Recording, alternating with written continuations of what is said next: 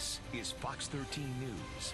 Police in several states are looking for suspects who stole 7 Mercedes Benz this month. Now, most of those cars have been found, but just this week, police identified 2 of the men responsible. Fox 13's Zach Crenshaw is live outside Silver Star Imports in Horn Lake. Zach, that's where all the cars were stolen. That's right, Kristen. The owner of this repair shop told me in the cover of night, much like this 2 weeks ago, criminals came to his shop, cut the padlock off, and drove out 7 Mercedes Benz. And that's when the recovery mission began. Earlier this month, Clyde Bynum's Benz shop was burglarized. They just drove up, evidently, and bolt cutters cut the lock hit the ground, and they just drove them out.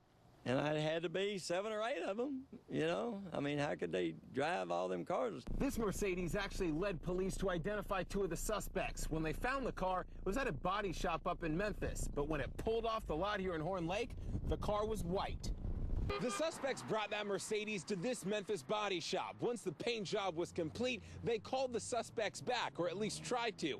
And that's when they realized that Mercedes was stolen. The body shop checked the glove box and found the real owner. Police then snagged the surveillance video that showed the 2 suspects, who were careful to cover their tracks. That's even the gloves that they had on when they, I guess, drove it over there. They didn't want their fingerprints in it. Clyde now has that car. Police recovered others at the Shelby Pines apartment complex. They found 4 of them within an hour. Clyde even found one himself at the apartments. I blocked him in with my personal car. He didn't even put it in park. He just jumped out and took off running. The whole ordeal hasn't been cheap. It's cost me about $5,000. But Clyde told me his customers have been understanding, and he's certainly learned his lesson. I've since put in a security system that if they come back, I'll get them.